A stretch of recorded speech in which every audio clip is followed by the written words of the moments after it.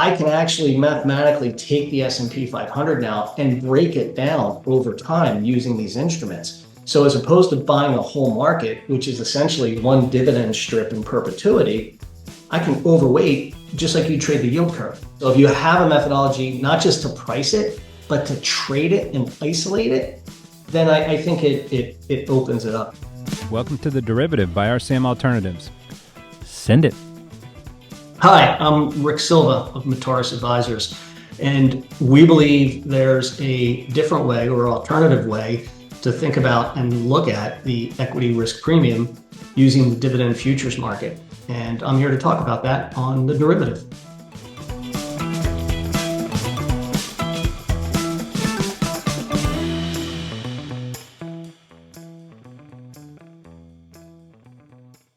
Good afternoon. Thanks so much for having me. I'm Rick Silva. I'm with a firm called Metaurus Advisors. We are a boutique asset manager. And the principals at Metaurus, we actually first met in the very early 1990s at Merrill Lynch. And we were part of the team that built Merrill Lynch's equity derivative and structured note business. And then we left and we went and we did that again at Morgan Stanley. And then we did it again at Wachovia, and then we did it again at Wells Fargo. So we've been involved in derivative markets, for the better part of the past 35 years. And so the idea behind Metaurus is we wanted to kind of continue to look at the same spaces and solve the same problems for investors, basically helping them understand, what markets they can look at in order to identify and affect interesting trade-offs of risk and return so they can, build better portfolios for the most part. So the first thing we did at Metaurus, which, kind of leads us to where we are today, is we looked at a lot of the technologies that existed in fixed income, specifically in this area of securitization, where, the marketplace is very comfortable taking an asset like a bond, and breaking it up into its component cash flows. And they're also very comfortable taking a portfolio of bonds and carving up different risk tranches off the back of that. And it's brought a lot of liquidity, and I think it's added a lot of value to the fixed income markets. What are some interesting ways that we can take some of those technologies and bring them into the equity markets to help make those markets more liquid, more efficient, to carve up new and different ways to allow investors to express risk and return views? And so the first thing we did. Why do you call them technologies? What's that? Are there structures or technologies? Well, think of them one and the same. Well, I'll give you an example. So the first thing we did at Metaurus was, you're probably familiar with fixed income. You can take a bond and I can strip coupons from the zero coupon return of principal.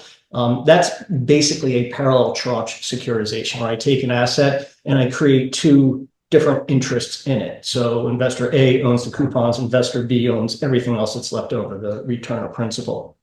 So that concept we thought was really fascinating. And could it be applied to equities? And practitioners have thought about doing that, of stripping, an equity asset apart, stripping out the dividend cash flows or the cash flows over time and leaving the residual. And so that was the first thing we did. We did a parallel tranche securitization on the S&P 500. And we used the dividend futures market. And so you break it apart. You don't just break apart the cash flow and growth profile, but you're breaking apart the risk and return profile. So that's where we started. Isn't it weird, real quick? It's weird to think about if you read anyone who's pitching you on owning stocks, it's like you are getting the future earnings growth. I guess that's reflected in the price. My thought was going to, like, if you're just owning the dividend growth, that's sort of equivalent to the earnings growth, or no? No, it 100%. It's another dynamic, because the earnings growth is implicit, and then you have how much of that earnings are going to be returned via dividend. What the market's debating is what's the right discount rate to use to discount each of those cash flows, right? Well, ignoring credit risk and everything. And everything. And so if you move out on the credit curve, that's right. It's not just a risk-free rate. You have a credit spread, and that credit spread is the credit risk premium.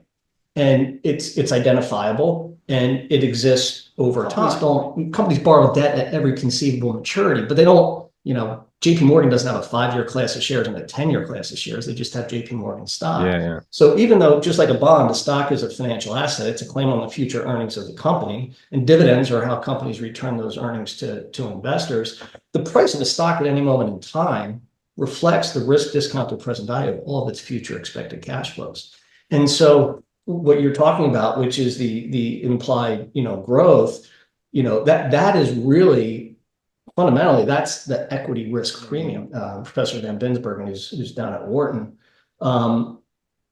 But he tells this story where he says when he teaches finance, he spent the first 2 weeks doing discount cash flow analysis and how to price bonds and stuff. He said, then, we turn the page and we move to equities and we do the dividend discount model where, I basically have a dividend, I have a growth expectation, and then I price it like a perpetual annuity. And he says, I can always tell the smart students because they'll raise their hands and say, wait a second, we just spent 2 weeks understanding for a series of known cash flows that there's a different discount rate, a different credit spread at every point that you use the discount. And now you're talking about a variable cash flow asset, and there's only one growth rate and one discount rate.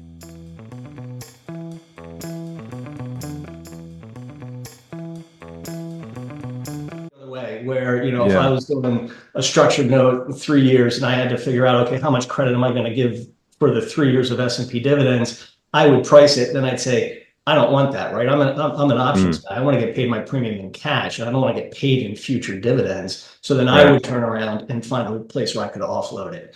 And so I would try and sell that risk to insurance companies, pensions, hedge funds, institutional investors who get paid to take that credit. But so that market, which started, grew up off the back of the equity derivative marketplace, it became very, very large. But it was actually what it allowed was visibility into how the market at a consensus level prices equity cash flows. How does the market think about the term structure of equity returns? But you now have this whole marketplace of dividend strips. And so, if you go back and you think, okay, a bond is nothing more than a claim on a future series of cash flows, a fixed rate, fixed term annuity. I know easily how to price that. And as you pointed out, the complexity in equities was that it's variable rate, right? Dividends aren't guaranteed. They're linked to earnings. You could have earnings can go down and dividends won't change. You could have earnings rally huge and dividends might not change. And they're perpetual. And so how do you price it? But until they're not. That's the other piece. They're perpetual until they say we're suspending dividends or whatever. Yeah. Just suspend their dividends. And then what that does, though, is that is really a reflection of an extension in duration in the marketplace, right? Because now I can take the S&P 500 and I can price it just like a bond. I can take that dividend strip market, which, by the way, they're already risk discounted prices. On the equity side, the trick is dividend risk, for lack of a better term, or what do you call that? Of like, are they going to grow, suspend, decline? What is the dividend rate? That's right. We call that the dividend risk premium, but really what it is it is the equity risk premium. As an analyst, like historically, dividends over the past 75 years in the S&P, they grow at about 6%, call it, right? In up years, it's 7%. There's been 6 negative years. The average negative year, but for 2009 was negative 1.6, right? So it's a fairly stable asset. But if you looked at where that growth was trading in the market today or recently, it's pretty close to zero. So that's the discount. So they're not forecasting a lot of growth in dividends in the marketplace because that's where they're willing to buy and sell that risk. If I asked you, where is the 5-year credit risk premium for JP Morgan, would you take a 5-year JP Morgan bond and compare it to a 3-month T-bill? You wouldn't. No. Yeah. Different duration assets. I compare the 5-year JP to the 5-year Treasury. I compare the 1-year JP to the 1-year Treasury. And so you actually have a term structure of credit spreads, right? People used to think of the equity risk premium as one number. But it's just above cash. Just above cash or 3-month T-bills or 1 year. Yeah. But the reality is now, if you want to try and understand what the 1-year risk premium is, I have a 1-year dividend strip, and I can compare that to a 1-year Treasury, and I can see how did that perform. And if the market is the present value of all of its future cash flows, then the total equity risk premium is the aggregation of all the individual risk premiums. So when you go and you start thinking about what is the equity risk premium, it forces the question, what is the fixed income counterfactual that you're trying to compare it to? Or what kind of emerged from the research was the distribution of that risk premium was not what they were expecting. In fact, shorter duration equity cash flows offered higher risk premiums, generally speaking, than longer duration equity cash flows. So they were more heavily discounted versus expectations and versus outcomes. So now you have what used to be thought of, like if you talk to a bond guy or a credit guy, right? They talk over it. It's about the continuum of time. Like, where's the best place to be on the yield curve? Where's the best place to trade credits? You can now do that in equities. And so this is, off the back of that original IOPO,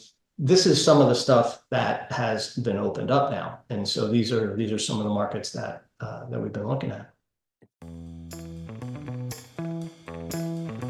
But the dynamic they uncovered, and by the way, it's not what they were expecting.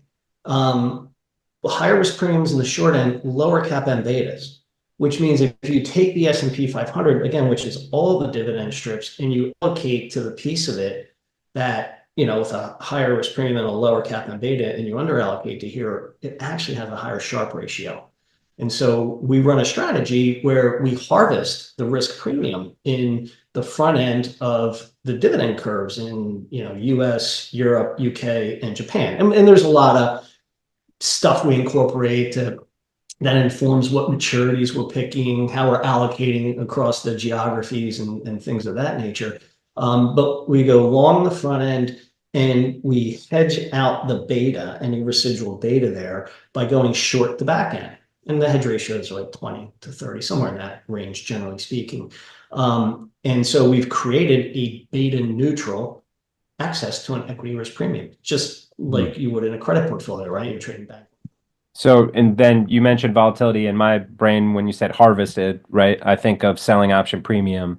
So does it have a bit of a negative skew, short gamma profile, right? Of like a COVID type, something bad in the front months is gonna hurt you? It does. It has a left tail for sure. It's very safe as measured by cap M beta. So like in 2022, okay, fine, markets sell off because rates are going higher and there's inflation fears.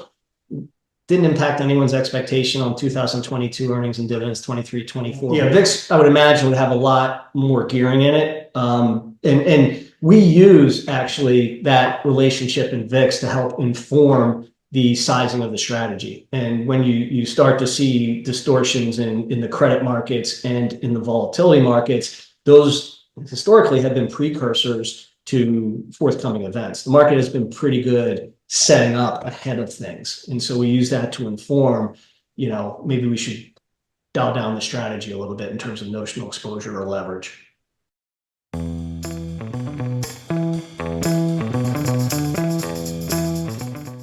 You've been listening to The Derivative. Links from this episode will be in the episode description of this channel. Follow us on Twitter at RCM Alts and visit our website to read our blog or subscribe to our newsletter at rcmalts.com. If you liked our show, introduce a friend and show them how to subscribe. And be sure to leave comments. We'd love to hear from you.